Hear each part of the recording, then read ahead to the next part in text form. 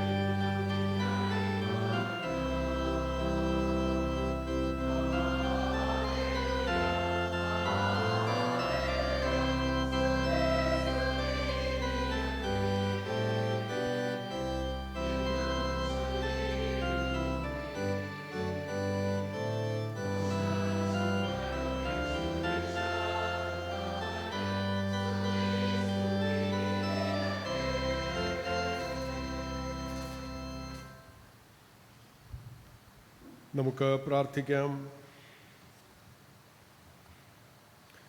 സർവശക്തനായ ദൈവമേ, നിനക്ക് സകല ഹൃദയങ്ങളും തുറന്നിരിക്കുന്നവയും സകല ആഗ്രഹങ്ങളും അറിയപ്പെട്ടവയും നിന്നിൽ നിന്ന് രഹസ്യങ്ങളൊന്നും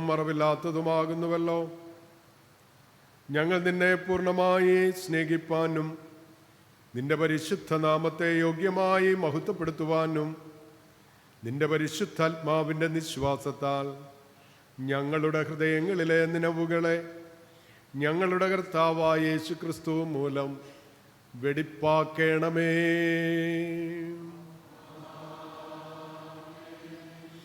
സൈന്യങ്ങളുടെ ദൈവമായ കർത്താവ് പരിശുദ്ധൻ, പരിശുദ്ധൻ, പരിശുദ്ധൻ. ആകാശവും ഭൂമിയും നിന്റെ മഹത്വം കൊണ്ട് നിറഞ്ഞിരിക്കുന്നു. മഹോന്നതനായ കർത്താവേ, നിനക്ക് മഹത്വമുണ്ടാകട്ടെ.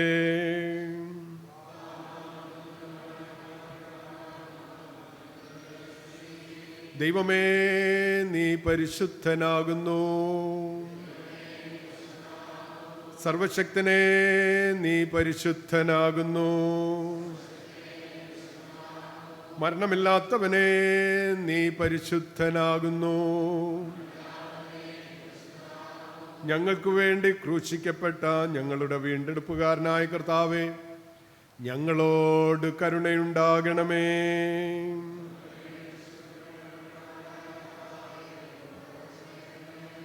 പരിശുദ്ധാത്മാവായ കർത്താവേ, ഞങ്ങളോട് കരുണ ചെയ്യണമേ.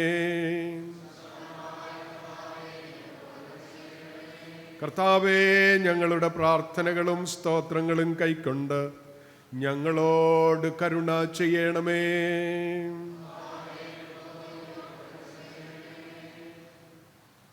നമ്മുടെ കർത്താവ് പറഞ്ഞ പ്രകാരം ന്യായപ്രമാണത്തിൻ്റെയും പ്രവാചകന്മാരുടെയും ചുരുക്കം നമ്മുടെ കർത്താവായ യേശുക്രിസ്തു അരുളി ചെയ്തത്, ഇസ്രായേലേ കേൾക്ക, നമ്മുടെ ദൈവമായ കർത്താവ് ഏക കർത്താവാകുന്നു. നിന്റെ ദൈവമായ കർത്താവിനെ നീ പൂർണ്ണ ഹൃദയത്തോടും പൂർണ്ണാത്മാവോടും പൂർണ്ണ മനസ്സോടും പൂർണ്ണ ശക്തിയോടും കൂടെ സ്നേഹിക്കേണ്ടതാകുന്നു. ഇതാകുന്നു ഒന്നാമത്തെ കൽപ്പന. രണ്ടാമത്തേത് അതിനോട് സമം. അതായത്, നിന്റെ കൂട്ടുകാരനെ നിന്നെ പോലെ തന്നെ സ്നേഹിക്കണം. ഇവയിൽ വലുതായി വേറൊരു കൽപ്പനയുമില്ല.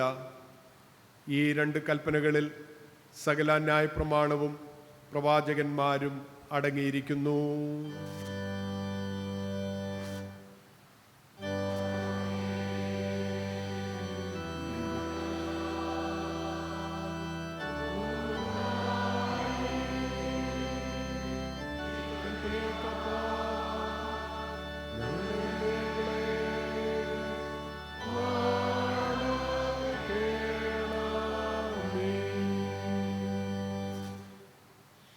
കർത്താവിൽ പ്രിയരെ, ദൈവത്തിൻ്റെ ഏറ്റവും പരിശുദ്ധ വചനം കേൾക്കുവാനും കർത്താവിൻ്റെ ശരീരരക്തങ്ങളെ കൈക്കൊള്ളുവാനും നാം ഒരുമിച്ച് വന്നിരിക്കുന്നു. അതിനാൽ നമുക്ക് മുട്ടുകുത്തി മൗനമായി നമ്മെ തന്നെ ശോധന ചെയ്ത് വിശ്വാസത്തോടും അനുതാപത്തോടും അവങ്കലേക്ക് സമീപിക്കുന്നതിന് ദൈവകൃപ അന്വേഷിക്കാം.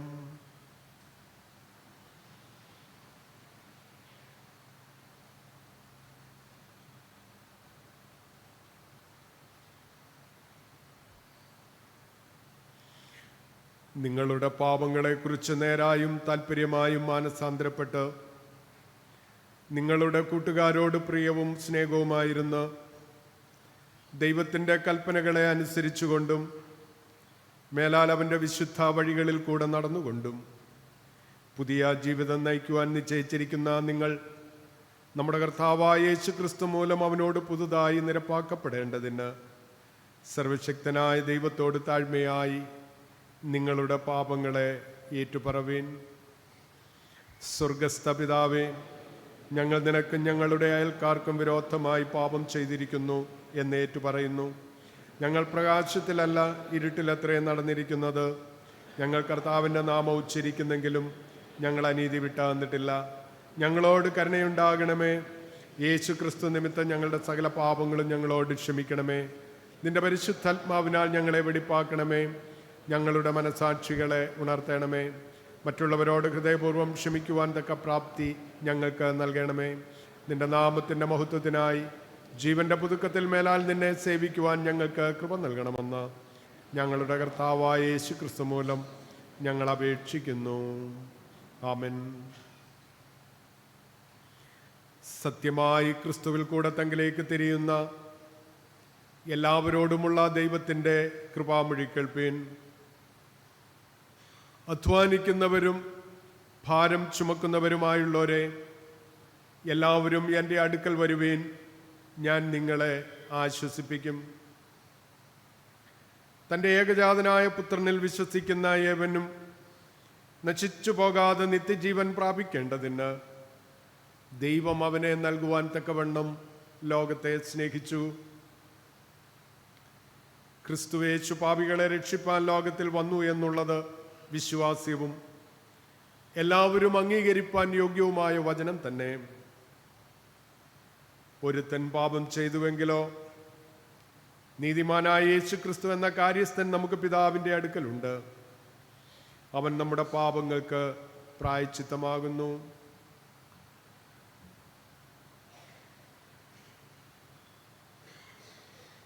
മനഃപൂർവമായ മാനസാന്തരത്തോടും സത്യവിശ്വാസത്തോടും തങ്ങളിലേക്ക് തിരികെയും തങ്ങളുടെ സഹോദരങ്ങളോട് ക്ഷമിക്കുകയും ചെയ്യുന്ന എല്ലാവർക്കും പാപമോചനം നൽകുമെന്ന് തൻ്റെ മഹാകരുണയാൽ വാഗ്ദത്തം ചെയ്തിരിക്കുന്ന സ്വർഗസ്ഥ പിതാവായ സർവശക്തിയുള്ള ദൈവം നമ്മുടെ കർത്താവായ യേശു ക്രിസ്തു മൂലം നിങ്ങളോട് കരുണയുണ്ടായി നിങ്ങളുടെ സകല പാപങ്ങളെയും ക്ഷമിച്ച് അവയിൽ നിന്ന് നിങ്ങളെ വിടുവിച്ച് സകല നന്മയിലും ഉറപ്പിച്ച് ബലപ്പെടുത്തി നിങ്ങളെ നിത്യജീവങ്കലേക്ക് പ്രവേശിപ്പിക്കട്ടെ.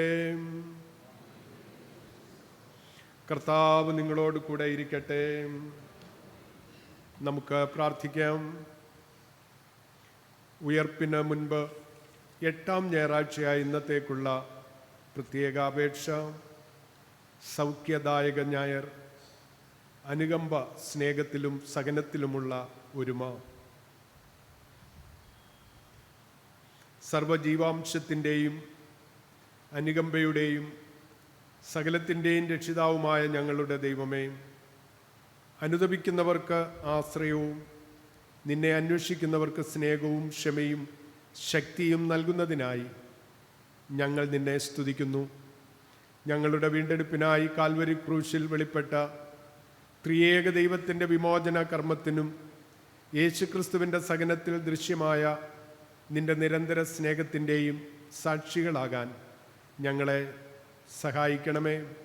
നിന്റെ ദാസനായ ക്രിസ്തുവിനെ പോലെ നീതിയും കരുണയുമുള്ളവരായി അടിമത്തത്തിലായവരെ വിമോചിപ്പിക്കുവാനും നിശബ്ദമാക്കപ്പെട്ടവർക്ക് ഐക്യദാർഢ്യത്തിൻ്റെ ശബ്ദമാകാനും സൗഖ്യത്തിൻ്റെയും പ്രാർത്ഥനയുടെയും പ്രഘോഷണത്തിൻ്റെയും ചാലകങ്ങളാകാനും ഈ കാലത്ത് ഞങ്ങളെ ശക്തീകരിക്കണമേ.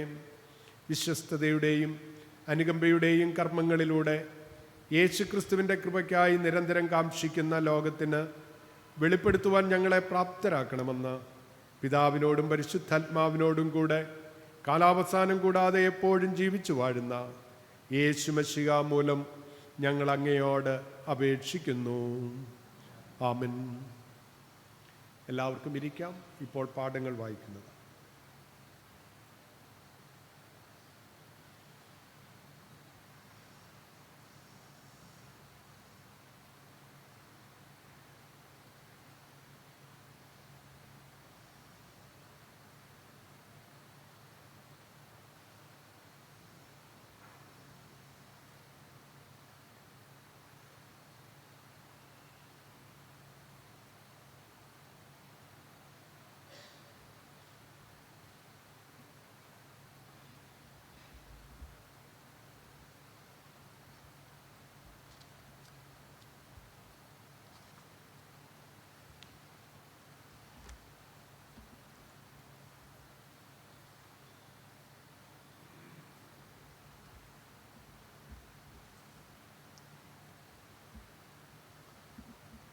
ഇന്ന് കാലത്തേക്ക് നിശ്ചയിച്ചിരിക്കുന്ന ഒന്നാം പാഠം യെശയ്യാ പ്രവാചകൻ്റെ പുസ്തകം 42-ാം അധ്യായം 1 മുതൽ 9 വരെയുള്ള ദൈവവചനങ്ങളെ ശ്രദ്ധിപ്പീൻ.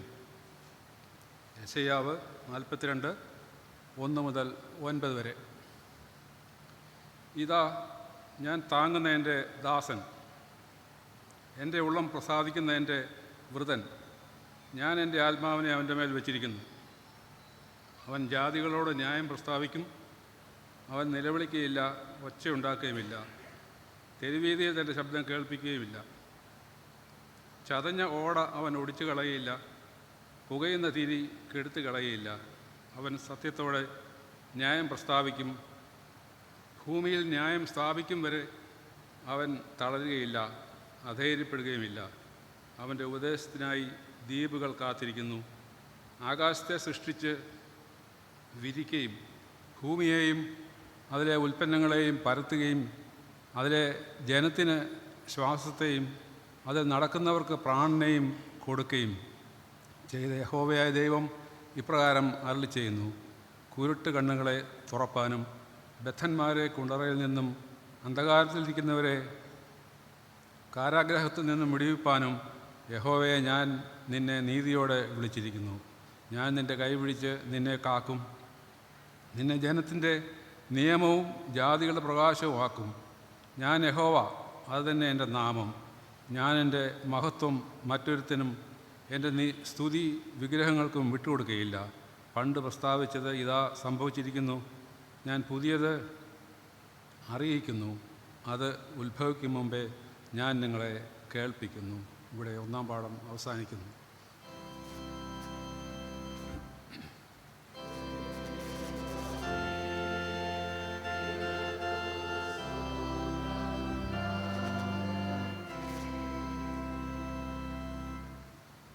നമുക്കെല്ലാവർക്കും എഴുന്നേറ്റ് ഇന്നത്തേക്ക് നിശ്ചയിച്ചിരിക്കുന്ന പ്രത്യേക സങ്കീർത്തനം വാക്യപ്രതിവാക്യമായിട്ട് വായിക്കാം.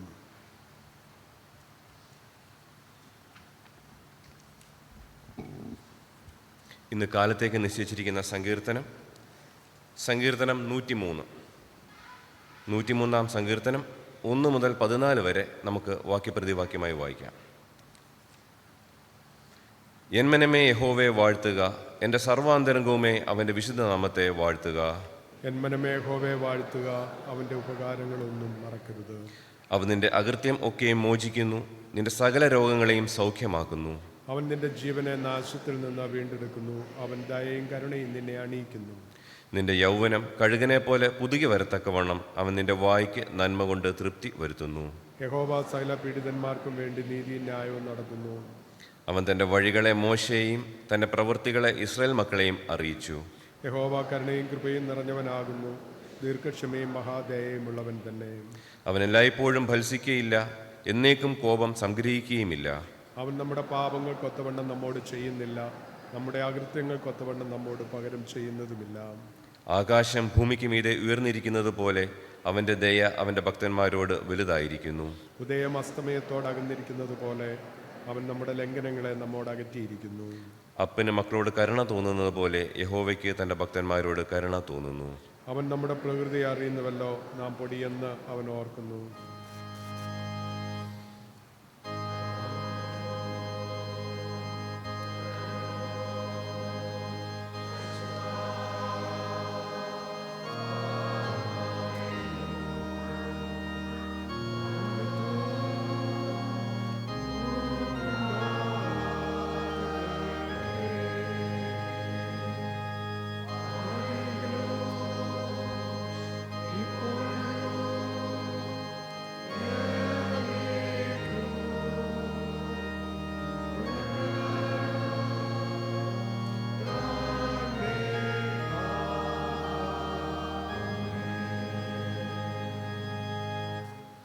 എല്ലാവർക്കും ഇരിക്കാം.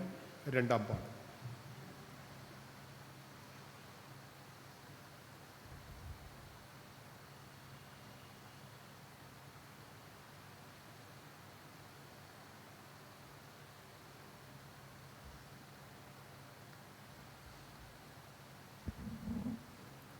രണ്ടാം പാഠം. യാക്കോബ് എഴുതിയ ലേഖനം 5-ാം അധ്യായം 13 മുതൽ 18 വരെ. യാക്കോബ് 5-ാം അധ്യായം 13 മുതൽ 18 വരെ. നിങ്ങളിൽ കഷ്ടം അനുഭവിക്കുന്നവൻ പ്രാർത്ഥിക്കട്ടെ, സുഖം അനുഭവിക്കുന്നവൻ പാട്ടുപാടട്ടെ.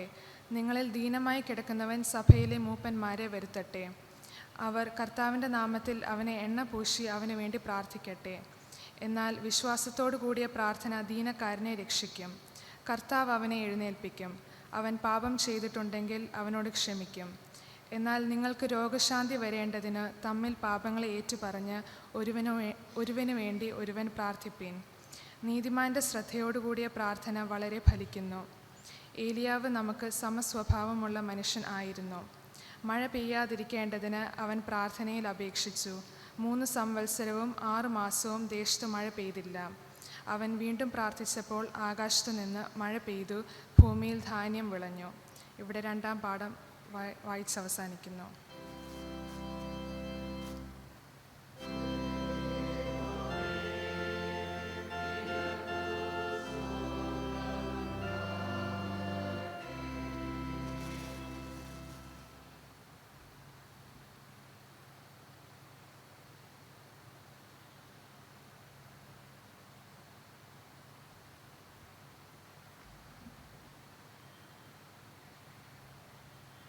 വിശുദ്ധ സുവിശേഷം വിശുദ്ധ മത്തായി എഴുതിയ സുവിശേഷം 8-ാം അധ്യായം 1 മുതൽ 17 വരെ എഴുതപ്പെട്ടിരിക്കുന്ന ദൈവവചനം കേൾപ്പീൻ. വിശുദ്ധ മത്തായി എഴുതിയ സുവിശേഷം 8-ാം അധ്യായം 1 മുതൽ 17 വരെ.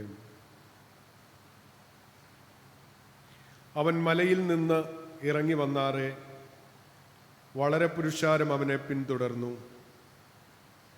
അപ്പോൾ ഒരു കുഷ്ഠരോഗി വന്ന് അവനെ നമസ്കരിച്ച്, കർത്താവേ, നിനക്ക് മനസ്സുണ്ടെങ്കിൽ എന്നെ ശുദ്ധമാക്കുവാൻ കഴിയും എന്ന് പറഞ്ഞു. അവൻ കൈ നീട്ടി അവനെ തൊട്ടു. എനിക്ക് മനസ്സുണ്ട്, നീ ശുദ്ധമാക എന്ന് പറഞ്ഞു. ഉടനെ കുഷ്ഠം മാറി അവൻ ശുദ്ധമായി.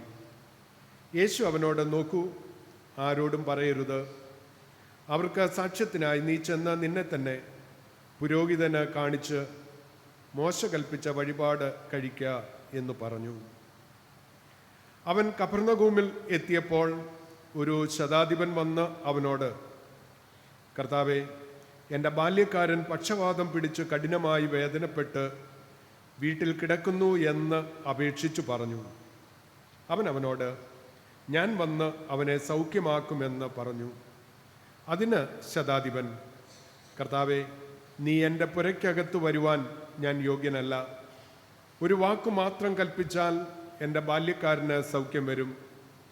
ഞാനും അധികാരത്തിന് കീഴിലുള്ള മനുഷ്യനാകുന്നു. എൻ്റെ കീഴിൽ പടയാളികളുണ്ട്. ഞാൻ ഒരുവനോട് പോക എന്ന് പറഞ്ഞാൽ പോകുന്നു, മറ്റൊരുത്തനോട് വരിക എന്ന് പറഞ്ഞാൽ വരുന്നു. എൻ്റെ ദാസനോട് ഇത് ചെയ്യുക എന്ന് പറഞ്ഞാൽ അവൻ ചെയ്യുന്നു എന്ന് ഉത്തരം പറഞ്ഞു. അത് കേട്ടിട്ട് യേശു അതിശയിച്ചു. പിൻചെല്ലുന്നവരോട് പറഞ്ഞത്, ഇസ്രയേലിൽ കൂടെ ഇത്ര വലിയ വിശ്വാസം കണ്ടിട്ടില്ല എന്ന് ഞാൻ സത്യമായിട്ട് നിങ്ങളോട് പറയുന്നു. കിഴക്ക് നിന്നും പടിഞ്ഞാറ് നിന്നും അനേകർ വന്ന് അബ്രഹാമിനോടും ഇസഹാക്കിനോടും യാക്കോബിനോടും കൂടെ സ്വർഗരാജ്യത്തിൽ പന്തിക്കിരിക്കും. രാജ്യത്തിൻ്റെ പുത്രന്മാരെയോ ഏറ്റവും പുറത്തുള്ള ഇരുളിലേക്ക് തള്ളിക്കളയും. അവിടെ കരച്ചിലും പല്ലുകടിയും ഉണ്ടാകും എന്ന് ഞാൻ നിങ്ങളോട് പറയുന്നു. പിന്നെ യേശു ശതാധിപനോട്, പോക, നീ വിശ്വസിച്ചതുപോലെ നിനക്ക് ഭവിക്കട്ടെ എന്ന് പറഞ്ഞു. ആ നാഴികയിൽ തന്നെ അവൻ്റെ ബാല്യക്കാരന് സൗഖ്യം വന്നു. യേശു പത്രോസിൻ്റെ വീട്ടിൽ വന്നാറെ അവൻ്റെ അമ്മായിയമ്മ പനി പിടിച്ച് കിടക്കുന്നത് കണ്ടു. അവൻ അവളുടെ കൈ തൊട്ടു, പനി അവളെ വിട്ടു. അവൾ എഴുന്നേറ്റ് അവർക്ക് ശുശ്രൂഷ ചെയ്തു. വൈകുന്നേരമായപ്പോൾ പല ഭൂതഗ്രസ്തരെയും അവൻ്റെ അടുക്കൽ കൊണ്ടുവന്നു. അവൻ വാക്കുകൊണ്ട് ദുരാത്മാക്കളെ പുറത്താക്കി സകല ദീനക്കാർക്കും സൗഖ്യം വരുത്തി. അവൻ നമ്മുടെ ബലഹീനതകളെ എടുത്തു വ്യാധികളെ ചുമന്നു എന്ന് യെശയ്യാ പ്രവാചകൻ പറഞ്ഞത് നിവർത്തിയാകുവാൻ തന്നെ.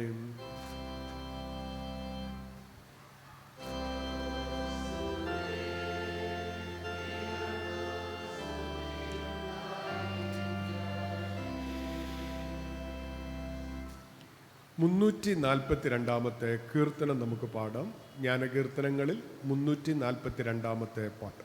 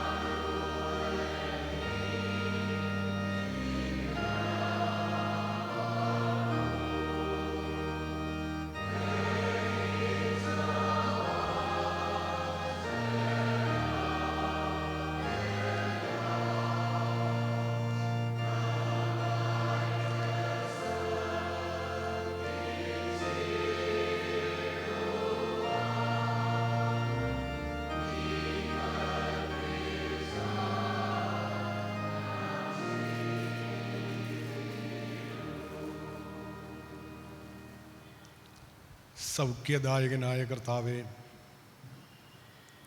രോഗസൗഖ്യം അവിടുത്തെ ദാനമാകുന്നതുകൊണ്ട് ഞങ്ങൾ നിന്നെ സ്തുതിക്കുന്നു.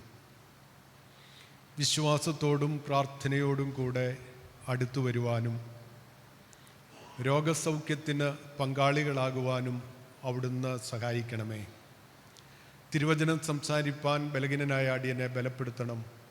കേൾക്കുവാൻ നിൻ്റെ മക്കളുടെ ഹൃദയങ്ങളെയും ഒരുക്കണമെന്ന് യേശു രക്ഷിതാവിൻ്റെ വിലയേറിയ നാമത്തിൽ പ്രാർത്ഥന കേൾക്കണമേ. ആമേൻ.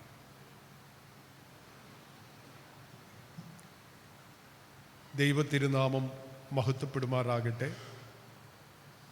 ഏറ്റവും സ്നേഹമുള്ള ടിയോ ഉമ്മനച്ചൻ, കൂടി വന്നിരിക്കുന്ന പ്രിയപ്പെട്ട സഹോദരി സഹോദരങ്ങളെ, നിങ്ങൾക്കെല്ലാവർക്കും യേശു ക്രിസ്തുവിൻ്റെ നാമത്തിലുള്ള സ്നേഹവന്ദനം ഞാൻ അറിയിക്കുന്നു.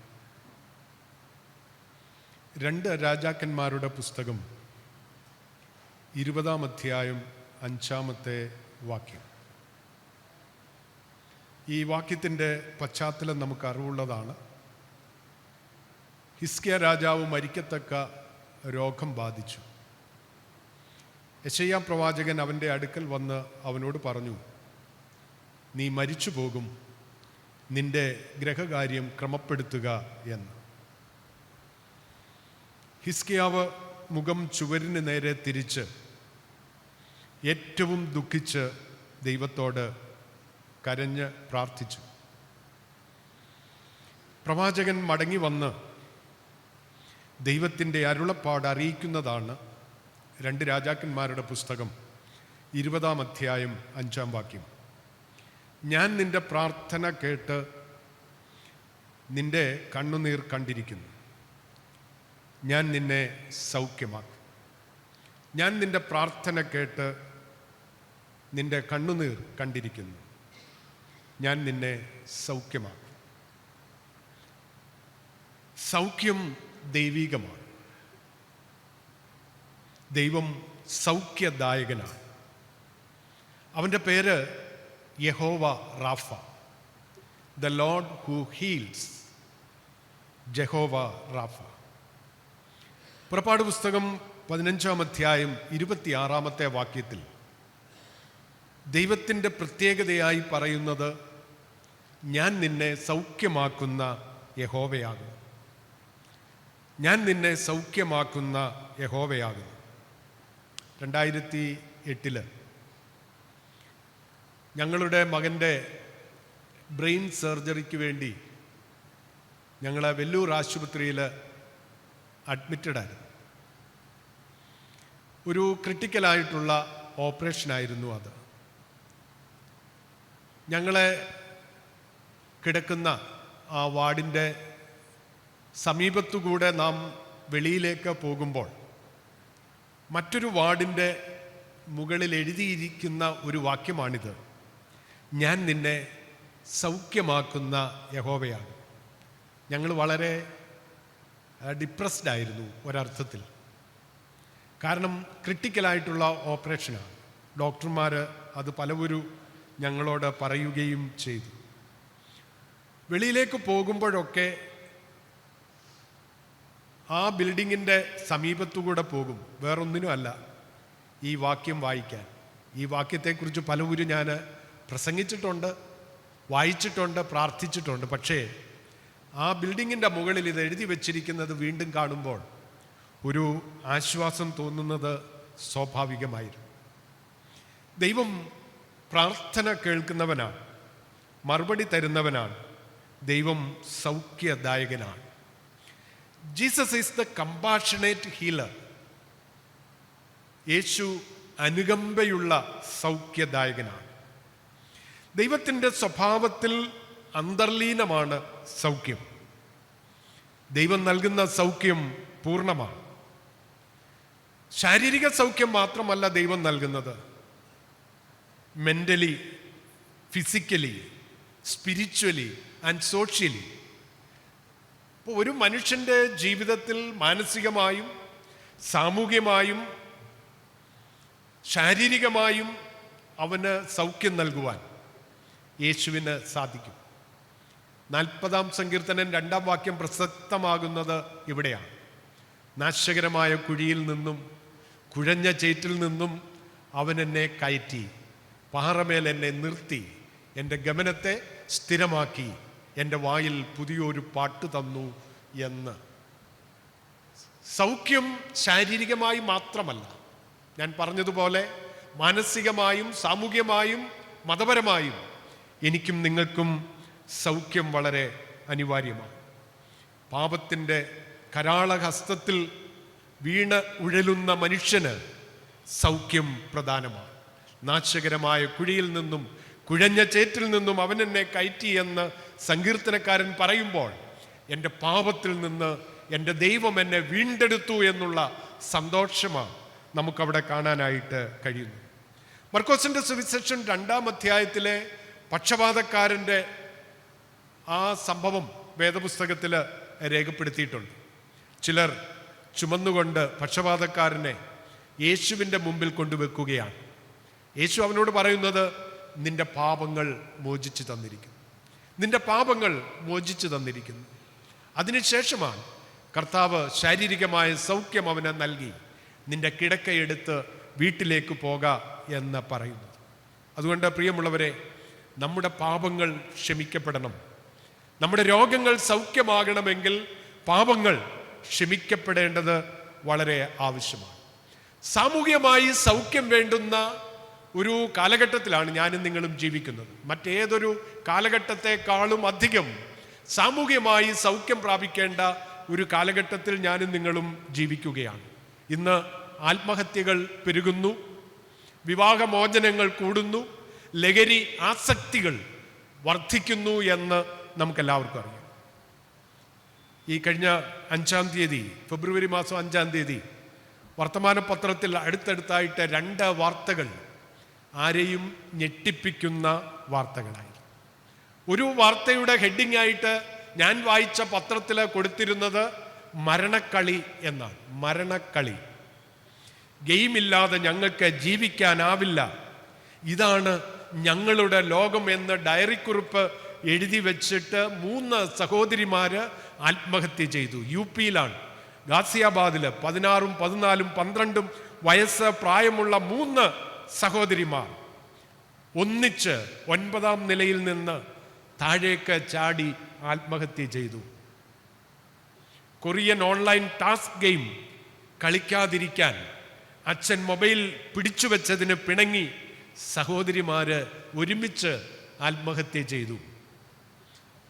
അതിന് തൊട്ടടുത്തായിട്ട് ഭോപ്പാലിൽ നടന്ന ഒരു സംഭവമാണ് രേഖപ്പെടുത്തിയിരിക്കുന്നത്. മൊബൈൽ ഗെയിമിന് അടിമയായ 14-കാരൻ വീടിനുള്ളിൽ തൂങ്ങി മരിച്ചു.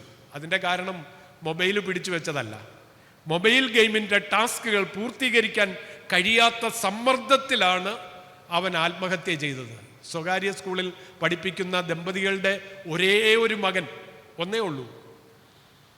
മൊബൈലിലെ ടാസ്ക് പൂർത്തീകരിക്കാൻ കഴിയാത്ത മാനസിക സമ്മർദ്ദത്തിൽ തൂങ്ങി മരിച്ചു എന്ന്.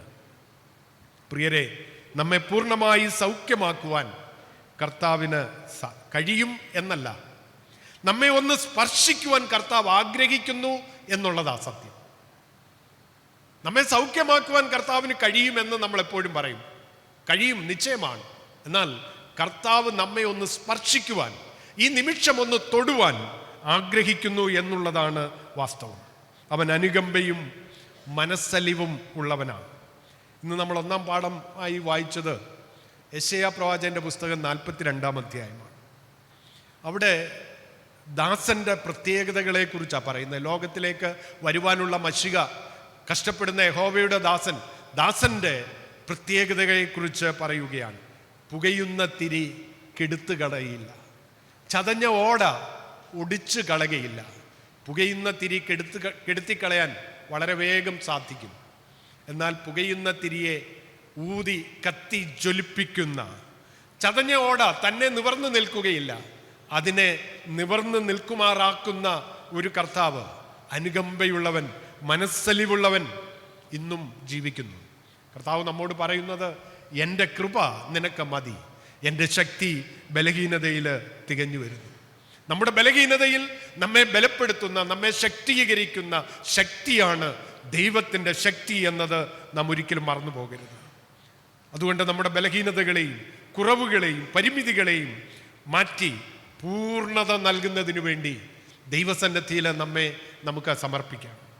ഇന്ന് നാം സുവിശേഷ പാഠമായി വായിച്ചത് മത്തായി എഴുതിയ സുവിശേഷം 8-ാം അധ്യായം 1 മുതൽ 17 വരെയുള്ള വാക്യങ്ങൾ. ഈ വേദഭാഗത്ത് 3 സൗഖ്യങ്ങളെക്കുറിച്ചാണ് പറയുന്നത്. 3 സൗഖ്യങ്ങൾ.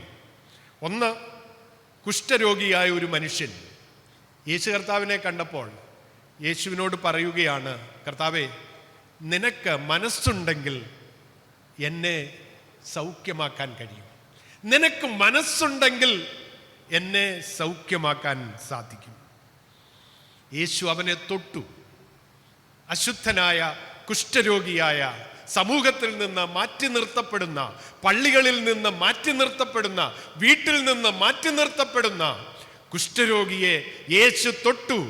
എനിക്ക് മനസ്സുണ്ട്, നീ ശുദ്ധമാക എന്ന് പറഞ്ഞു. ഉടനെ കുഷ്ഠം മാറി, അവൻ ശുദ്ധനായിട്ട് തീർന്നു. രണ്ടാമത് രേഖപ്പെടുത്തിയിരിക്കുന്നത് ശതാധിപനായ ഒരു മനുഷ്യൻ, യഹൂദനല്ല, ന്യായപ്രമാണവുമായി യാതൊരു ബന്ധവുമില്ലാത്ത ശതാധിപനായ 100 പേർക്ക് അധിപതിയായിട്ടുള്ള മനുഷ്യൻ. അവൻ്റെ ബാല്യക്കാരൻ പക്ഷപാതം പിടിച്ച് കഠിനമായി വേദനപ്പെട്ട് വീട്ടിൽ കിടക്കുകയാണ്. അവൻ യേശുവിൻ്റെ അടുക്കൽ വന്ന് ഈ വസ്തുത യേശുവിനെ അറിയിച്ചു. അപ്പോൾ യേശു പറഞ്ഞു, ഞാൻ വന്ന് അവനെ സൗഖ്യമാക്കും. ഞാൻ നിന്റെ വീട്ടിൽ വന്ന് ഞാൻ അവനെ സൗഖ്യമാക്കുമെന്ന് പറഞ്ഞപ്പോൾ അവൻ പറയുകയാണ്, കർത്താവേ, എൻ്റെ പുരയ്ക്കകത്ത് വരുവാൻ, നീ എൻ്റെ പുരയ്ക്കകത്ത് വരുവാൻ ഞാൻ യോഗ്യനല്ല. ഒരു വാക്ക് മാത്രം കൽപ്പിച്ചാൽ എൻ്റെ ബാല്യക്കാരന് സൗഖ്യം വരും. ഒരു വാക്ക് പറഞ്ഞാൽ മതി കർത്താവേ, നിനക്ക് കഴിയും. നീ വീട് വരെ വരേണ്ട ആവശ്യമില്ല. ഞാൻ പൂർണ്ണമായി വിശ്വസിക്കുന്നു. ഒരു വാക്ക് പറഞ്ഞാൽ എൻ്റെ ബാല്യക്കാരന് സൗഖ്യം വരും എന്ന് അവൻ പറയുകയാണ്.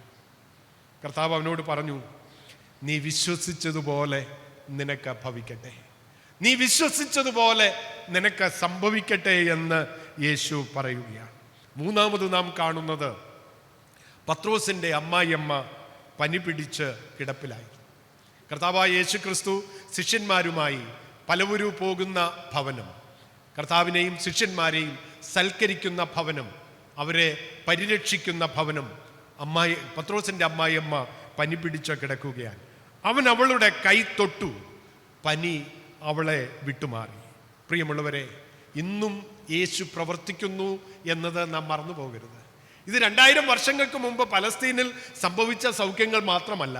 ഇന്ന് ഞാനും നിങ്ങളും ഇരിക്കുന്ന ഇടത്ത്, നമ്മുടെ വീടുകളിൽ, നമ്മുടെ ജോലി സ്ഥലങ്ങളിൽ, നാം എവിടെയായിരിക്കുന്നോ അവിടെ യേശു ഇന്നും പ്രവർത്തിക്കുന്നു എന്നത് നാം മറന്നു പോകരുത്.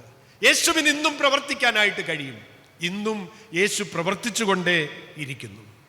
രണ്ടാമത് ഞാൻ പറയാനായിട്ട് ആഗ്രഹിക്കുന്നത് സൗഖ്യത്തിൻ്റെ അടിസ്ഥാനം എന്താണ് സൗഖ്യത്തിൻ്റെ അടിസ്ഥാനം? The basis of our healing. അതിൽ ഒന്നാമത് ഞാൻ പറയാൻ ആഗ്രഹിക്കുന്നത് സൗഖ്യം ദൈവഹിതമാണ്. It is God's will. ദൈവത്തിൻ്റെ ഹിതമാണ് സൗഖ്യമാക്കുക എന്നത്. ദൈവ ഇഷ്ടപ്രകാരം, ദൈവ തീരുമാനപ്രകാരം സംഭവിക്കുന്നതാണ് സൗഖ്യം. ദൈവം വാഗ്ദത്തങ്ങളിൽ വിശ്വസ്തനാണ്. വാക്ക് പറഞ്ഞവൻ വാക്ക് മാറുകയില്ല എന്നത് നാം മറന്നു പോകരുത്. ഞാൻ നിന്നെ സൗഖ്യമാക്കുമെന്ന് പറഞ്ഞവൻ, ഞാൻ നിന്നെ സൗഖ്യമാക്കുന്ന യഹോവയാകുന്നു എന്ന് അരുളി ചെയ്തവൻ ഇന്നും ജീവിക്കുന്നു. വാക്ക് പറഞ്ഞവൻ വാക്ക് മാറുകയില്ല. എബ്രായ ലേഖനത്തിൽ നാം വായിക്കുമ്പോൾ 13-ാം അധ്യായത്തിൽ യേശു ക്രിസ്തു ഇന്നലെയും ഇന്നും എന്നേക്കും അനന്യൻ തന്നെ. യേശു ക്രിസ്തു ഇന്നലെയും ഇന്നും എന്നേക്കും മാറ്റമില്ലാത്തവനാണ്.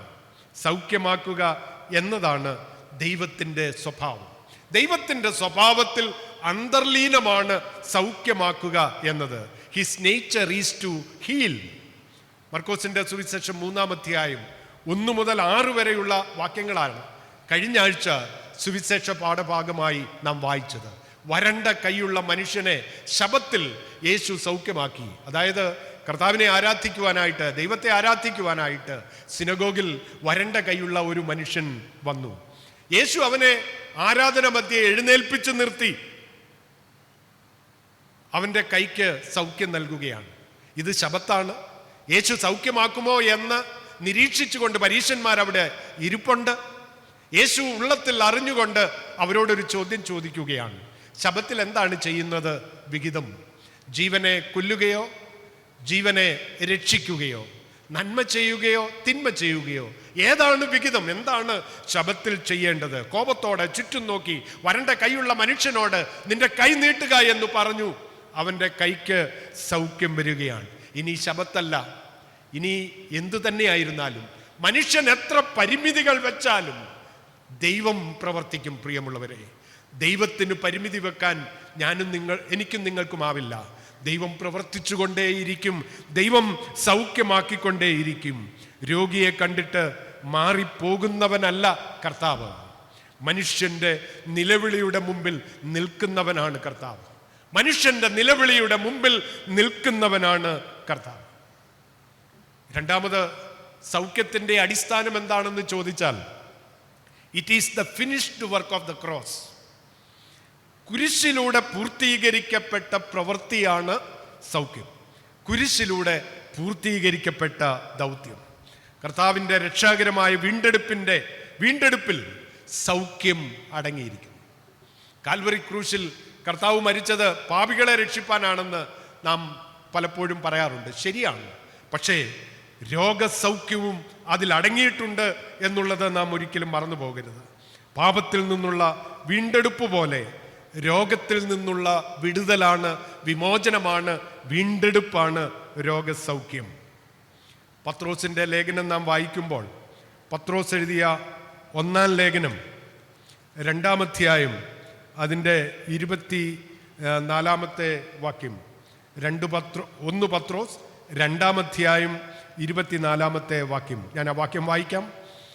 നാം പാപം സംബന്ധിച്ച് മരിച്ച് നീതിക്ക് ജീവിക്കേണ്ടതിന് അവൻ തൻ്റെ ശരീരത്തിൽ നമ്മുടെ പാപങ്ങളെ ചുമന്നുകൊണ്ട് ക്രൂശിന്മേൽ കയറി അവൻ്റെ അടിപ്പിണരാൽ നിങ്ങൾക്ക് സൗഖ്യം വന്നിരിക്കുന്നു.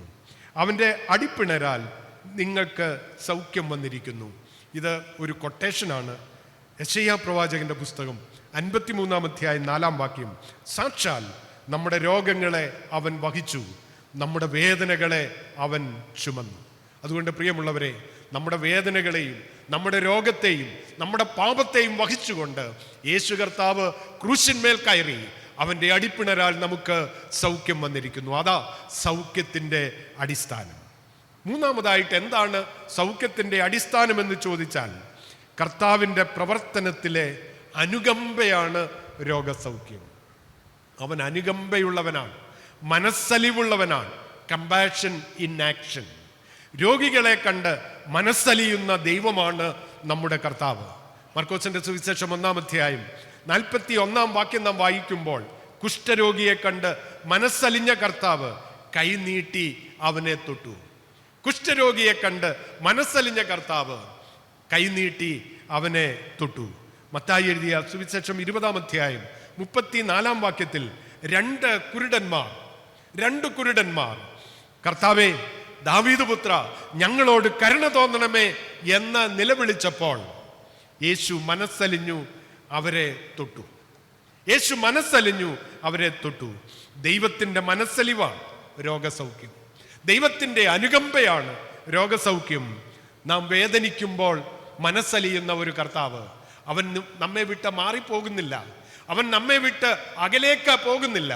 ഞാനും നിങ്ങളും വേദനിക്കുമ്പോൾ, രോഗത്തിൻ്റെ അവസ്ഥയിൽ നെടുവീർപ്പിടുമ്പോൾ, ഇനി എന്ത് ചെയ്യുമെന്നറിയാതെ ഞാനും നിങ്ങളും നിലവിളിക്കുമ്പോൾ നമ്മോട് അടുത്തു വരുന്നവനാണ് നമ്മുടെ കർത്താവ് എന്നത് നാം ഒരിക്കലും മറക്കരുത്. മൂന്നാമതായിട്ട്, റിസീവിങ് അവർ ഹീലിംഗ്. ദൈവദാനമായ സൗഖ്യം എങ്ങനെ പ്രാപിക്കാം? ഈ രോഗസൗഖ്യം നമ്മുടെ ജീവിതത്തിൽ നമുക്ക് എങ്ങനെ പ്രാപിക്കാനായിട്ട് സാധിക്കും? ഞാൻ ഒന്നാമത് ഇവിടെ കുറിച്ച് വെച്ചിരിക്കുന്നത് ഫെയ്ത്ത് ആൻഡ് ടച്ച് എന്നുള്ളതാണ്.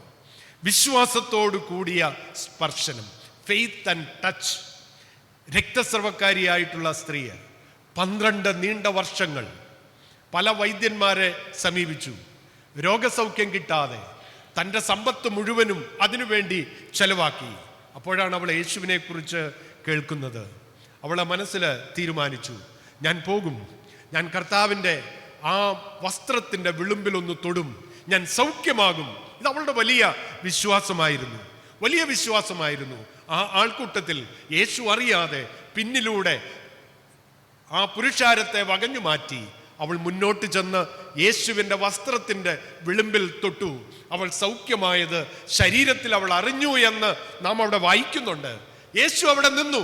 എന്നെ തൊട്ടത് ആര് എന്ന് ചോദിക്കുകയാണ്. അവൾ പേടിച്ചു വിറച്ച് യേശുവിൻ്റെ മുൻപിൽ ചെല്ലുന്നു. യേശു എന്താ അവളോട് പറഞ്ഞത്? മകളെ, നിന്റെ വിശ്വാസം നിന്നെ രക്ഷിച്ചിരിക്കുന്നു. മകളെ, നിന്റെ വിശ്വാസം നിന്നെ രക്ഷിച്ചിരിക്കുന്നു എന്ന്. അതുകൊണ്ട് ഞാനും നിങ്ങളും യേശുവിൻ്റെ അടുക്കൽ രോഗസൗഖ്യത്തിനായിട്ട് വരുമ്പോൾ വിശ്വാസത്തോടെ വരണം. അവൾ കർത്താവിൻ്റെ ആ വസ്ത്രത്തിൻ്റെ വിളിമ്പിൽ തൊട്ടതുകൊണ്ട് മാത്രമല്ല അവൾ സൗഖ്യം പ്രാപിച്ചത്, മറിച്ച് അവൾക്ക് പരിപൂർണമായ വിശ്വാസമുണ്ടായിരുന്നു. എൻ്റെ യേശുവിനെ ഒന്ന് തൊട്ടാൽ എൻ്റെ യേശു എനിക്ക് സൗഖ്യം തരും എന്ന്. പ്രിയമുള്ളവരെ, എത്രയോ ഡോക്ടർമാരാൽ തിരസ്കരിക്കപ്പെട്ട രോഗികൾ, ഇനി വീട്ടിൽ കൊണ്ടുപോ, രക്ഷയില്ല എന്ന് പറഞ്ഞ രോഗികൾ, പ്രാർത്ഥനയിലൂടെ സൗഖ്യം പ്രാപിച്ച, വിശ്വാസത്തിലൂടെ സൗഖ്യം പ്രാപിച്ച എത്രയെത്ര ഉദാഹരണങ്ങൾ നമുക്ക് ചൂണ്ടിക്കാട്ടുവാനായിട്ട് സാധിക്കും. രണ്ടാമത്, എങ്ങനെ സൗഖ്യം പ്രാപിക്കാമെന്ന് ചോദിച്ചാൽ പ്രാർത്ഥനയിലൂടെ രോഗസൗഖ്യം പ്രാപിക്കാൻ കഴിയും. പ്രാർത്ഥനയിലൂടെ നമുക്ക് രോഗസൗഖ്യം പ്രാപിക്കാനായിട്ട് സാധിക്കും. എരിഹോവിൽ കൂടെ കടന്നു പോകുന്ന കർത്താവ് ബർത്തിമായി എന്ന കുരുടൻ, പേര് പറയപ്പെട്ട ഒരു കുരുടനാണ് ബർത്തിമായി. ആ കുരുടൻ അവിടെ ഇരുന്നു കൊണ്ട്, അവൻ ഇരക്കുന്ന സ്ഥലത്ത് ഇരുന്നു കൊണ്ട് അവൻ നിലവിളിച്ചു, യേശുവേ ദാവീദ് പുത്ര, എന്നോട് കരുണ തോന്നണം എന്ന്. യേശു മുന്നോട്ട് പോവുകയാണ്. പുരുഷാരം തിക്കിക്കൊണ്ടിരിക്കുകയാണ്. അവൻ വീണ്ടും വീണ്ടും നിലവിളിക്കുകയാണ്. അവൻ്റെ നിലവിളിയിൽ യേശു നിന്നു. അവനെ തൻ്റെ അടുക്കൽ കൊണ്ടുവരുവാനായിട്ട് പറഞ്ഞു. അവൻ്റെ അടുക്കൽ വന്നപ്പോൾ, യേശുവിൻ്റെ അടുക്കൽ വന്നപ്പോൾ യേശു അവനോട് ചോദിക്കുകയാണ്, ഞാൻ നിനക്ക് എന്ത് ചെയ്തു തരണം? ഞാൻ നിനക്ക് എന്ത് ചെയ്തു തരണം എന്ന് ചോദിച്ചപ്പോൾ അവൻ പറഞ്ഞു, കർത്താവേ, എനിക്ക് കാഴ്ച കിട്ടണം, എനിക്ക് കാഴ്ച കിട്ടണമെന്ന് അവൻ പറയുകയാണ്. അതുകൊണ്ട് നമുക്ക് കാഴ്ച കിട്ടണമെങ്കിൽ, നമ്മുടെ രോഗം സൗഖ്യമാകണമെങ്കിൽ cry out to the Lord. ദൈവത്തോട് കരഞ്ഞ് നിലവിളിക്കുക. ദൈവത്തോട് കരഞ്ഞ് നിലവിളിക്കുക. ദൈവത്തോട് കരഞ്ഞ് നിലവിളിക്കുമ്പോൾ അവൻ പ്രാർത്ഥന കേട്ട് മറുപടി തരുന്ന ഒരു ദൈവമാണ്. അവൻ ജീവിക്കുന്ന ദൈവമാണ്. മൂന്നാമതായിട്ട് ഇവിടെ രോഗസൗഖ്യത്തിൻ്റെ അടിസ്ഥാനം എന്താണ് എന്ന് ചോദിച്ചാൽ ദൈവവചനത്തിൻ്റെ അധികാരമാണ് രോഗസൗഖ്യം. Authority of his word. ദൈവവചനത്തിൻ്റെ അധികാരം. തൻ്റെ വാക്കുകൊണ്ട് യേശു രോഗികളെ സൗഖ്യമാക്കി. തൻ്റെ വാക്കുകൊണ്ട് യേശു രോഗികളെ സൗഖ്യമാക്കി. ആത്മാവിനെയും ശരീരത്തെയും അവൻ യഥാസ്ഥാനപ്പെടുത്തി എന്ന് നാം വായിക്കുന്നു. ആത്മാവിനെയും ശരീരത്തെയും അവൻ യഥാസ്ഥാനപ്പെടുത്തി. മത്തായി എഴുതിയ സുവിശേഷം 8-ാം അധ്യായം 16-ാമത്തെ വാക്യം. വൈകുന്നേരം ആയപ്പോൾ പല ഭൂതഗ്രസ്തരെയും അവൻ്റെ അടുക്കൽ കൊണ്ടുവന്നു. അവൻ വാക്കുകൊണ്ട് ദുരാത്മാക്കളെ പുറത്താക്കി സകല ദീനക്കാർക്കും സൗഖ്യം വരുത്തി. അവൻ വാക്കുകൊണ്ട് ദുരാത്മാക്കളെ പുറത്താക്കി സകല ദീനക്കാർക്കും സൗഖ്യം വരുത്തി എന്ന് രേഖപ്പെടുത്തിയിരിക്കുകയാണ്. സ്വർഗത്തിലും ഭൂമിയിലും സകല അധികാരവുമുള്ള ദൈവത്തിൻ്റെ വചനം ചൊല്ലി പ്രാർത്ഥിക്ക്, സൗഖ്യം ലഭിക്കും. ദൈവത്തിൻ്റെ വചനം ചൊല്ലി പ്രാർത്ഥിക്കാൻ കഴിയണം. ദൈവിക വാഗ്ദത്തങ്ങൾ ചൊല്ലി പ്രാർത്ഥിക്കാൻ കഴിയുമ്പോൾ പ്രിയമുള്ളവരെ, എനിക്കും നിങ്ങൾക്കും സൗഖ്യം ലഭിക്കും. ഹീലിംഗ് മിനിസ്ട്രി, സൗഖ്യ ശുശ്രൂഷയിൽ സഭയുടെ റോൾ എന്താണ്? ഈ ഹീലിംഗ് മിനിസ്ട്രിയിൽ, സൗഖ്യദായക ശുശ്രൂഷയിൽ സഭയുടെ റോൾ എന്താണ് എന്ന് ഞാനും നിങ്ങളും ചിന്തിക്കണം. സഭയ്ക്ക് എന്തുകൊണ്ടാണ് ഇത്ര അധികം ആശുപത്രികൾ എന്ന് ഹൈന്ദവനായ ഒരു വ്യക്തി ചോദിക്കുകയുണ്ടായി. മറുപടി ഇത് മാത്രമേ ഉള്ളൂ. യേശു രോഗികളെ സൗഖ്യമാക്കുന്നവനാണ്, അനുകമ്പയോടുകൂടെ കാണുന്നവനാണ്, മനസ്സലിവോടുകൂടെ കാണുന്നവനാണ്. അവൻ്റെ സ്വഭാവം ഉൾക്കൊള്ളുന്നവർ ഈ ശുശ്രൂഷയിൽ പങ്കാളികളാകുമെന്നതിന് സംശയമൊന്നുമില്ല. രോഗികൾക്ക് വേണ്ടി പ്രാർത്ഥിക്കുവാൻ, വിശ്വാസ സമൂഹത്തിന് സാധിക്കണം. രോഗികൾക്ക് വേണ്ടി പ്രാർത്ഥിക്കുവാൻ വിശ്വാസ സമൂഹത്തിന് സാധിക്കണം. യേശുവിൻ്റെ അധികാരമുള്ള നാമത്തിൽ അനേക രോഗികൾക്ക് വേണ്ടി, വേദനയിൽ ഇരിക്കുന്നവർക്ക് വേണ്ടി പ്രാർത്ഥിക്കുവാനായിട്ട് സാധിക്കണം. ബുധനാഴ്ച വൈകിട്ട് 6:30 നമ്മൾ ഓൺലൈനൊക്കെ മാറ്റി മധ്യസ്ഥ പ്രാർത്ഥന ക്രമീകരിച്ചിരിക്കുകയാണ്. എന്തിനായി മധ്യസ്ഥ പ്രാർത്ഥന? 1 മണിക്കൂർ നേരം ഇരുന്ന് നാം പ്രാർത്ഥിക്കുകയാണ്. നമ്മുടെ സഭയിൽ മാത്രമല്ല, മറ്റു രോഗികൾക്ക് വേണ്ടി, ദുഃഖിതർക്ക് വേണ്ടി, പ്രയാസത്തിൽ ഇരിക്കുന്നവർക്ക് വേണ്ടി, കുടുംബ ജീവിതത്തിൽ അസ്വസ്ഥതയുള്ളവർക്ക് വേണ്ടി, പ്രശ്നങ്ങളുടെ നടുവിൽ ആയിരിക്കുന്നവർക്ക് വേണ്ടി, നമ്മുടെ കുഞ്ഞുങ്ങൾക്ക് വേണ്ടി, നമ്മുടെ ചെറുപ്പക്കാർക്ക് വേണ്ടി പ്രാർത്ഥിക്കാൻ ഒരു അവസരം സഭ കണ്ടെത്തിയിരിക്കുകയാണ്. ബുധനാഴ്ച ദിവസം വൈകിട്ട് 6:30 ഞാനിവിടെ പല പ്രാവശ്യം നമ്മുടെ നോട്ടീസിലൂടെ മറ്റുള്ളവർക്ക് വേണ്ടി മധ്യസ്ഥത അർപ്പിക്കുവാൻ സമയം കണ്ടെത്തണമെന്ന് പറഞ്ഞിട്ട് എത്ര പേര് റെസ്പോണ്ട് ചെയ്തു എന്നുള്ളത് നിങ്ങളോട് തന്നെ നിങ്ങൾ ചോദിച്ചാൽ മതി. നമ്മൾ വിചാരിക്കുന്നത് വെറും ഒരു അധര വ്യായാമമാണ് അതെന്നാണ്. പക്ഷേ അത് അനേകർക്ക് സൗഖ്യം കൊടുക്കുന്ന അനുഭവമാണ്. ഈ സൗഖ്യദായക ശുശ്രൂഷയിൽ പ്രിയമുള്ളവരെ, നമുക്ക് അല്പസമയം മാറ്റിവെക്കാൻ കഴിയുമോ? ആഴ്ചയിൽ ഒരിക്കൽ 1 മണിക്കൂർ വേദനിക്കുന്നവർക്ക് വേണ്ടി പ്രാർത്ഥിക്കാൻ, ദുഃഖിക്കുന്നവർക്ക് വേണ്ടി പ്രാർത്ഥിക്കാൻ, പ്രശ്നങ്ങളിൽ അകപ്പെട്ടവർക്ക് വേണ്ടി പ്രാർത്ഥിക്കുവാൻ നമ്മുടെ ജീവിതത്തിൽ നമുക്ക് ഇടയാകണം. എൻ്റെ ചിന്തയിൽ, എൻ്റെ അഭിപ്രായത്തിൽ സഭയ്ക്ക് രോഗശാന്തി ശുശ്രൂഷ തന്നെ ഉണ്ടാവണം. രോഗശാന്തി ശുശ്രൂഷ തന്നെ സഭയ്ക്കുണ്ടാകണം എന്ന് ശഠിക്കുന്ന ഒരു വ്യക്തിയാണ് ഞാൻ. അവസാനമായി ഞാൻ നിർത്തട്ടെ. 4-ാമതായിട്ട്, സൗഖ്യം പ്രാപിച്ച പൂർണ്ണതയിൽ നാം നടക്കണമെന്ന ദൈവം തമ്പുരാൻ അവൻ്റെ ഉപകാരങ്ങളൊന്നും മറക്കരുത്. അവൻ നിന്റെ അകൃത്യമൊക്കെയും മോചിക്കുന്നു, നിന്റെ സകല രോഗങ്ങളെയും സൗഖ്യമാക്കുന്നു. അതുകൊണ്ട് പ്രിയമുള്ളവരെ, നാം നന്ദിയുള്ളവരായി തീരണം, ദൈവത്തിന് നന്ദി അർപ്പിക്കുന്നവരായി തീരണം. 50-ാം സങ്കീർത്തനത്തില് സങ്കീർത്തനക്കാരൻ പറയുകയാണ്, സ്തോത്രമെന്ന യാഗം അർപ്പിക്കുന്നവൻ എന്നെ മഹത്വപ്പെടുത്തുന്നു എന്ന്. സ്തോത്രമെന്ന യാഗം അർപ്പിക്കുന്നവൻ എന്നെ മഹത്വപ്പെടുത്തുന്നു എന്ന്. കർത്താവ് നടന്നു പോകയിൽ 10 കുഷ്ഠരോഗികൾ അവന് എതിർദിശയിലൂടെ പോവുകയാണ്. അവർ യേശുവിനെ കണ്ട് യേശുവിനോട് അവര് നിലവിളിച്ചു. സൗഖ്യത്തിനു വേണ്ടിയുള്ള നിലവിളി. കർത്താവ് നിങ്ങളെ പോയി പുരോഹിതനെ കാണിച്ചു കൊടുക്കാനായിട്ട് പറഞ്ഞു. അവർ പോകയിൽ 10 പേരും സൗഖ്യമായി. സൗഖ്യം വന്നത് കണ്ടപ്പോൾ ഒരുവൻ തിരിച്ചു വന്ന് യേശുവിൻ്റെ മുമ്പിൽ മുട്ടുകുത്തി യേശുവിന് നന്ദി പറയുകയാണ്. അപ്പോൾ കർത്താവ് ചോദിക്കുന്നുണ്ട്, 10 പേര് സൗഖ്യം പ്രാപിച്ചല്ലോ, ബാക്കി 9 പേര് എവിടെ എന്ന് ചോദിക്കുന്നുണ്ട്. പലപ്പോഴും ടേക്ക് ഇറ്റ് ഫോർ ഗ്രാൻഡഡ് എന്ന രീതിയിൽ നാം അങ്ങ് പോകുകയാണ്. സൗഖ്യം ദൈവത്തിൻ്റെ ദാനമാണ്. എന്നാൽ നാം നന്ദിയുള്ളവരായി തീരേണ്ടത് വളരെ ആവശ്യമാണ്. ദൈവം സൗഖ്യം തരുമെന്ന വിശ്വാസം, കോൺഫിഡൻസ് എനിക്ക് നിങ്ങൾക്കുണ്ടായിരിക്കണം. ദൈവം സൗഖ്യം തരും, അത് നമ്മുടെ ഉറച്ച വിശ്വാസമായിരിക്കണം, നമ്മുടെ കോൺഫിഡൻസ് ആയിരിക്കണം. ദൈവം സൗഖ്യം തരുമെന്നുള്ളത് ഒന്നല്ല, അനവധി പ്രാവശ്യം നമ്മുടെ ജീവിതത്തിൽ രോഗം വരും. രോഗത്തിൽ നാം ഭയപ്പെടേണ്ട ആവശ്യമില്ല. കാരണം രോഗത്തിൻ്റെ മേൽ അധികാരമുള്ളവനാണ് യേശു. അവൻ രോഗത്തിനും കർത്താവാണ്. പ്രിയരെ, നമ്മുടെ രോഗങ്ങൾ, നമ്മുടെ വേദനകൾ, നമ്മുടെ ഭാരങ്ങൾ, നമ്മുടെ പ്രയാസങ്ങൾ എല്ലാം യേശു കർത്താവിൻ്റെ മുമ്പിൽ സമർപ്പിക്കുക. വിശ്വാസത്തോടെ യേശുവിനോട് പ്രാർത്ഥിക്കുക. അവൻ സൗഖ്യദായകനാണ്, അവൻ മരുന്നും വൈദ്യനുമാണ്, അവൻ സൗഖ്യം തരും നിശ്ചയം. നമുക്ക് അറിയാവുന്ന ഒരു പാട്ടാണല്ലോ സർവസൃഷ്ടികളും ഒന്നായി എന്നുള്ള. ആ പാട്ടിൻ്റെ ഒരു ചരണം പാടി ഞാൻ അവസാനിപ്പിക്കുകയാണ്. രോഗശയ്യയിലെനിക്കു സഹായകനും രാഖാല ഗീതവുമവൻ. രോഗശയ്യയിലെനിക്കു സഹായകനും രാഖാല ഗീതവുമവൻ. നല്ല വൈദ്യനു ദിവ്യ ഔഷധവുമൻ ആത്മസഖിയുമവൻ തന്നെ. ദിവ്യ ഔഷധവുമൻ ആത്മസഖിയുമവൻ തന്നെ.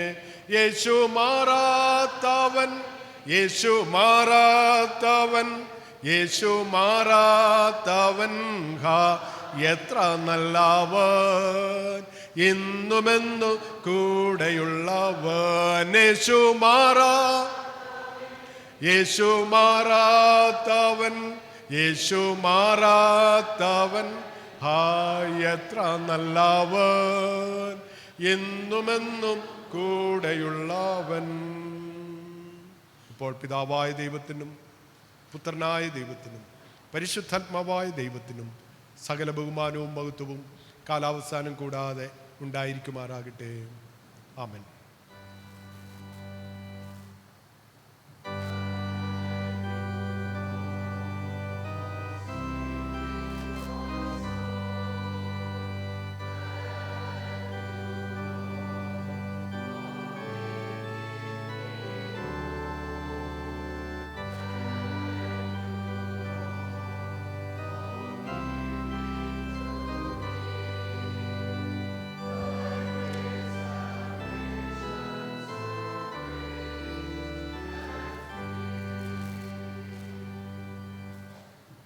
നമ്മുടെ വിശ്വാസ പ്രമാണം നമുക്ക് ഒരുമിച്ച് ഏറ്റുചൊല്ലാം. സർവശക്തിയുള്ള പിതാവായി ആകാശവും ഭൂമിയും കാണപ്പെടുന്നവയും കാണപ്പെടാത്തവയുമായുള്ള സകലത്തെയും സൃഷ്ടിച്ചവനായ ഏകദൈവത്തിൽ ഞാൻ വിശ്വസിക്കുന്നു. ദൈവത്തിൻ്റെ ഏകജാതനായ പുത്രനായി അവൻ സർവ്വലോകങ്ങൾക്ക് മുമ്പേ തൻ്റെ പിതാവിൽ നിന്ന് ജനിപ്പിക്കപ്പെട്ടവൻ, ദൈവത്തിൽ നിന്ന് ദൈവം, പ്രകാശത്തിൽ നിന്ന് പ്രകാശം, സത്യദൈവത്തിൽ നിന്ന് സത്യദൈവം, ജനിപ്പിക്കപ്പെട്ടവൻ ഉണ്ടാക്കപ്പെട്ടവനല്ല, പിതാവിനോട് ഏകത്വമുള്ളവൻ, അവനാൽ സകലവും ഉണ്ടായി. അവൻ മനുഷ്യരായ നമുക്ക് നമ്മുടെ രക്ഷയ്ക്കും വേണ്ടി സ്വർഗത്തിൽ നിന്നിറങ്ങി. പരിശുദ്ധാത്മാവിനാൽ കന്യക മറിയയിൽ നിന്ന് അവതരിച്ച മനുഷ്യനായി തീർന്നു. പൊന്തിയോസ് പിലാത്തോസിൻ്റെ കീഴിൽ നമുക്ക് വേണ്ടി ക്രൂശിക്കപ്പെട്ടു. അവൻ കഷ്ടപ്പെട്ടു, അടക്കപ്പെട്ടു, സ്വർഗത്തിലേക്ക് കയറി പിതാവിൻ്റെ വലത്തുഭാഗത്തിരിക്കുന്നു. അവൻ ജീവനുള്ളവരെയും മരിച്ചവരെയും ന്യായം വിധിപ്പാൻ മഹത്വത്തോടെ വീണ്ടും വരും. അവൻ്റെ രാജ്യത്തിന് അവസാനം ഉണ്ടാകുകയില്ല. കർത്താവും ജീവിപ്പിക്കുന്നവനും പിതാവിൽ നിന്നും പുത്രനിൽ നിന്നും പുറപ്പെടുന്നവനും പിതാവിനോടും പുത്രനോടും കൂടെ വന്ദിക്കപ്പെട്ട് മഹത്വപ്പെടുന്നവനും പ്രവാചകരെ കൊണ്ട് പറയിച്ചനുമായ പരിശുദ്ധാത്മാവിനും ഞാൻ വിശ്വസിക്കുന്നു. കാതോലികവും അപ്പോസ്തലികവുമായ വിശുദ്ധ സഭയിലും ഞാൻ വിശ്വസിക്കുന്നു. പാപമോചനത്തിലുള്ള ബപ്തിസ്മ ഞാൻ അനുസരിക്കുന്നു. മരിച്ചവരുടെ പുനരുത്ഥാനത്തിനും വരുവാനുള്ള ലോകത്തിലെ ജീവനും ഞാൻ കാത്തിരിക്കുന്നു. ആമേൻ. എല്ലാവർക്കും ഇരിക്കാം. കഴിഞ്ഞ ആഴ്ചയിൽ ജന്മദിനം കൊണ്ടാടിയവരുടെയും വിവാഹ വാർഷികം കൊണ്ടാടിയവരുടെയും പേരുകൾ വായിക്കുന്നു.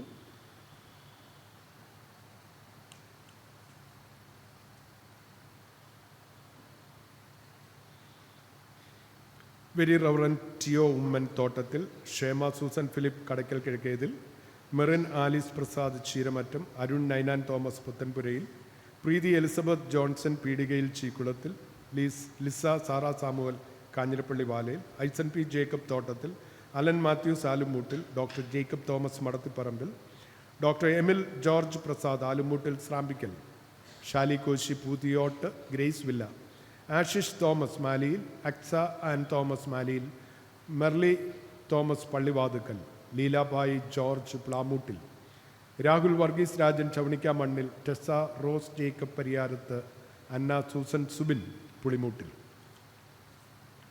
വിവാഹ വാർഷികം Eapen Rajan and Mariamma Rajan Paruthikkattil, P E Mathew and Annamma Mathew Kovoor Paruthikkattil, Eapen Mathai and Leelamma Mathai Pariyarath, P E Varghese and Sophie Varghese Kovoor Paruthikkattil, Jishnu Baburaj and Danny and Raju Chirappattil, Thomas T Oommen and Saramma Oommen Thottathil, Saiju Mathew and Rekha Elizabeth Saiju Thekke Veettil Mamoottil, Sunil K Samuel and Ambili Arthur Irippukuzhikkal, Philipose Varghese and Silvy Philipose Karakkad മാലിയിൽ, Sabu Mathew and Sara Sabu Paruthikkattil, Thomas Philip and Mariamma Thomas Vadakkeyattathu. ഇപ്പോൾ ഒരു പാട്ടിൻ്റെ ചരണം പാടുമ്പോൾ പിറന്നാൾ സ്തോത്രം കഴിപ്പാനുള്ളവർക്കും വിവാഹ വാർഷിക സ്തോത്രം കഴിപ്പാനുള്ളവർക്കും മുൻപോട്ട് വന്ന് മുട്ടുകുത്താവുന്നതാണ്.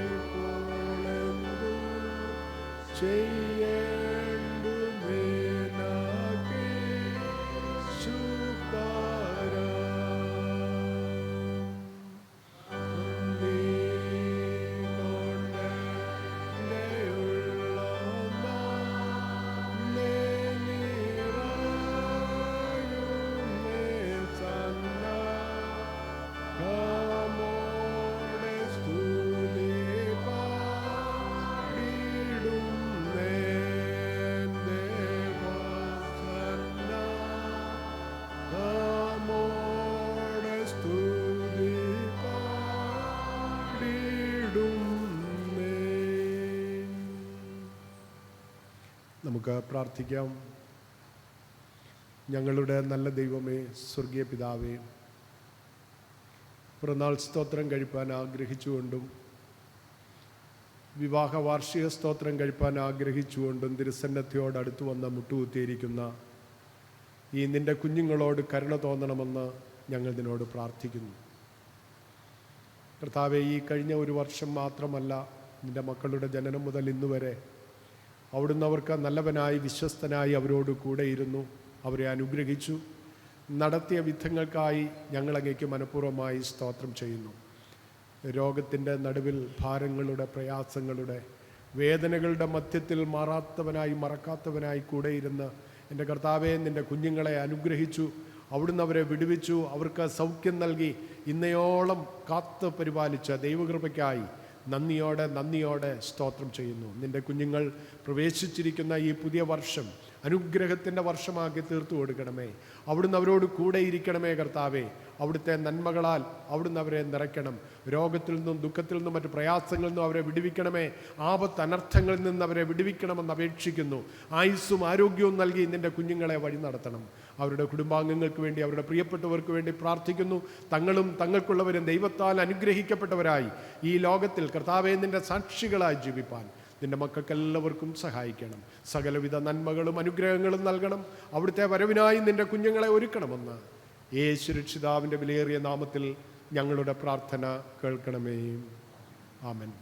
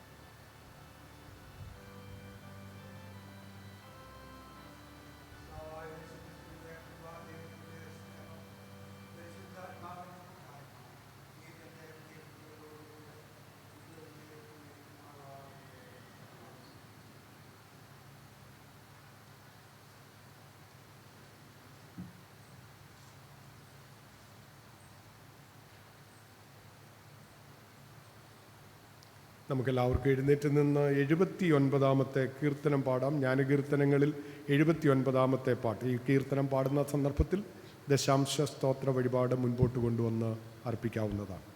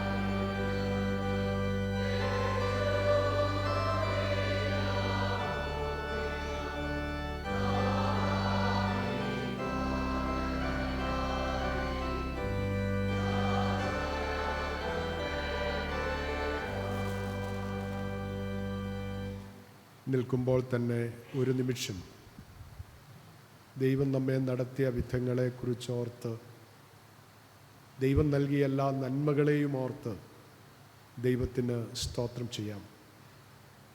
ഞങ്ങളുടെ നല്ല ദൈവമേ, സ്വർഗീയ പിതാവേ, അവിടുന്നാണല്ലോ ഞങ്ങളെ വിളിച്ച് ഈ ലോകത്തിലാക്കിയിരിക്കുന്നത്. ഞങ്ങളുടെ ജീവിതത്തിൽ ഞങ്ങൾക്കുള്ളതെല്ലാം അവിടുത്തെ ദാനമാണല്ലോ. ഞങ്ങളൊന്നും നേടിയതല്ല, അവിടുന്ന് ഞങ്ങൾക്ക് തന്നതാണല്ലോ. ഈ ലോകത്തിൽ ഞങ്ങൾക്കുള്ള ഞങ്ങളുടെ എല്ലാ പ്രിയപ്പെട്ടവരും അവിടുത്തെ ദാനമാകുന്നുവല്ലോ. കർത്താവേ, നാൾതോറും നന്ദി നിറഞ്ഞ ഹൃദയത്തോടെ സ്തോത്രം ചെയ്തുകൊണ്ട് ജീവിപ്പാൻ തിരുമേനി ഞങ്ങൾക്ക് എല്ലാവർക്കും ഇടയാക്കണമെന്ന് ഞങ്ങൾ ഇതിനോട് പ്രാർത്ഥിക്കുന്നു. അവിടുന്ന് ഞങ്ങൾക്ക് തന്ന ആയുസ്സിനായി ഞങ്ങൾ നിന്നെ സ്തുതിക്കുന്നു. ആരോഗ്യത്തിനായി ഞങ്ങൾ നിന്നെ വാഴ്ത്തുന്നു. ഞങ്ങൾക്ക് തന്ന മറ്റെല്ലാ അനുഗ്രഹങ്ങൾക്കായും കഴിവുകൾക്കായും താലന്തുകൾക്കായും ഞങ്ങൾ അങ്ങേക്ക് മനഃപൂർവ്വമായി സ്തോത്രം ചെയ്യുന്നു, സ്തുതിക്കുന്നു. ജോലി ചെയ്യുന്നതിന്, മറ്റ് ബിസിനസ് കാര്യങ്ങളൊക്കെ ചെയ്യുന്നതിന് വേണ്ടുന്ന കൃപയും നല്ല ആലോചനയും തിരുമേനി തന്നുവല്ലോ. നടത്തിയ എല്ലാ വിധങ്ങൾക്കായും സ്തോത്രം. അവിടുന്ന് തന്നതിൽ നിന്ന് സന്തോഷത്തോടെ ദശാംശമായി ഞങ്ങൾ കൊണ്ടുവന്ന് സമർപ്പിച്ചിരിക്കുന്ന ഈ